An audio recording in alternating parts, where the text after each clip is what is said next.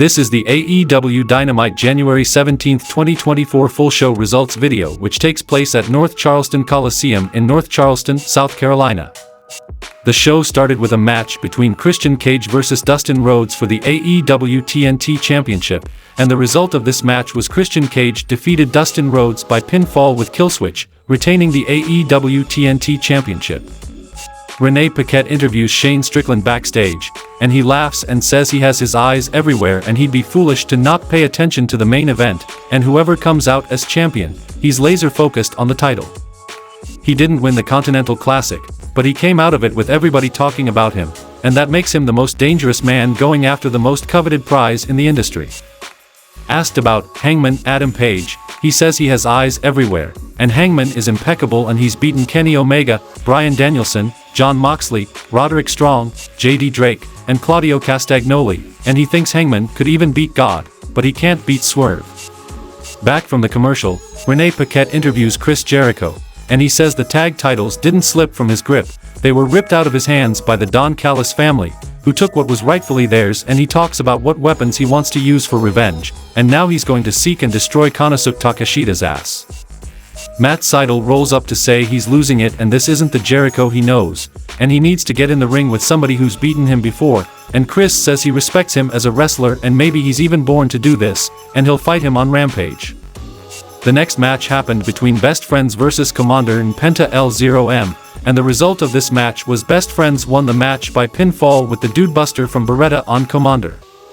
Post-match, Roderick Strong, Matt Taven, and Mike Bennett come to the ring, and Roderick tells Orange to take his glasses off so he can look him in the eyes and asks why he was in a tag match tonight if he's such a fighting champion that takes on all comers.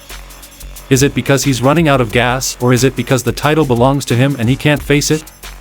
Orange tells him he's got it, right here, right now, but of course, Roddy won't take the match right now, he wants Orange to wait for Revolution, spending every day knowing that he's just keeping his title warm.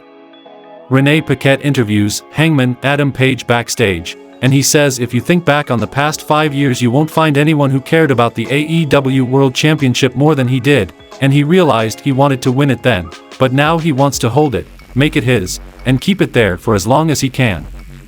He tells Swerve it doesn't matter because Samoa Joe is the world champion, and he'll be watching tonight too. Mark Briscoe makes his entrance on the 1-year anniversary of Jay Briscoe's death, and he gets on the mic and asks South Carolina what's good and says he comes to us tonight representing the baddest tag team in the history of this planet, Dem Boys, the Briscoe brothers. Tragically 1 year ago tonight his brother passed on in a car accident. Generations come and generations go, and his nieces were in the truck with them, and they told his oldest niece she wouldn't walk again. However, his nieces and nephew walk out all under their own power, and he thanks all of us and says they love us. Back from the commercial, Renee Paquette interviews the Young Bucks, and Nick insists they be called their full, God-given names, Nicholas and Matthew, and Matthew denies all the allegations of temper tantrums and whatnot and asks what she and Jon Moxley would do to protect their daughter and what they'd be willing to lose. She asks about Sting, and Matthew says they used to talk about changing the world and they were disruptors and rebels, out with the old and in with the new, and for a while they did that, but then they lost their way and the culture shifted and the perception of the company was different, and it's because they started leaning on yesterday's self-serving cancerous superstars.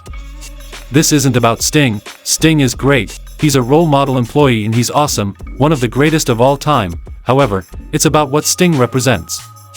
He's the last of that dying breed and his image isn't in line with what they wanted to do in AEW, so unfortunately they'll have to say goodbye to him and to everybody like him, and they'd never ask anybody to do something they weren't willing to do themselves. Nicholas shows Matthew something on his phone and says they'll pull some strings to get the Sting match. Then we saw a match between Bullet Club Gold vs. Mogul Embassy for the Ring of Honor World 6-Man Tag Team Championship, and the result of this match was Bullet Club Gold won the match by pinfall with Blade Runner from Switchblade, Jay White on Bishop Count, winning the Ring of Honor World 6-Man Tag Team Championship. Post-match, the Acclaimed stand on the stage and Bowens offers the scissors fingers. Backstage, Adam Cole cuts a promo about how we haven't even scratched the surface on what Wardlow is capable of and he'll go down as the most dominant wrestler in AEW history. The next match happened between Anna Jay vs. Deonna Purrazzo. Toni Storm is on commentary for this one, and the result of this match was Deonna Purrazzo won the match by submission with Venus de Milo. Post-match, Renee Paquette interviews Deonna Purrazzo in the ring, and Purrazzo says she doesn't know what's gotten into Toni Storm, but they've known each other for a long time and they used to be like sisters, but it's been clear since she arrived in AEW that she changed, but so has she. She might have been friends with Deonna Purrazzo, but she's never met the virtuosa. Storm gets on Luther's shoulders and says if you want to get technically she's an artificially canned hag and her past is none of Deonna's concern, and she ought to get right in that ring and suck her butt, but for now she should just watch for the shoe, and Toni chucks a shoe at her and marches off on Luther's shoulders. The next match happened between Private Party versus Top Flight, and the result of this match was Private Party won the match by pinfall with an O'Connor roll and a hand on the ropes from Mark Quinn on Darius Martin. In the main event of the show, we saw a match between Hook versus Samoa Joe for the AEW World Championship, and the result of this match was Samoa Joe defeated Hook by the referee stoppage with the Coquina Clutch, retaining the AEW World Championship. Post-match, Joe hits another muscle buster, and Hook gets up and Samoa goes to give him another, but Hangman Adam Page makes the save. Shane Strickland is in the crowd for a three-way stare down. Swerve and Joe leave, but Hangman sticks around and checks on Hook, helping him to his feet so he can leave, head high and under his own power. Hook shrugs off assistance from Remsburg, and the show goes off the air.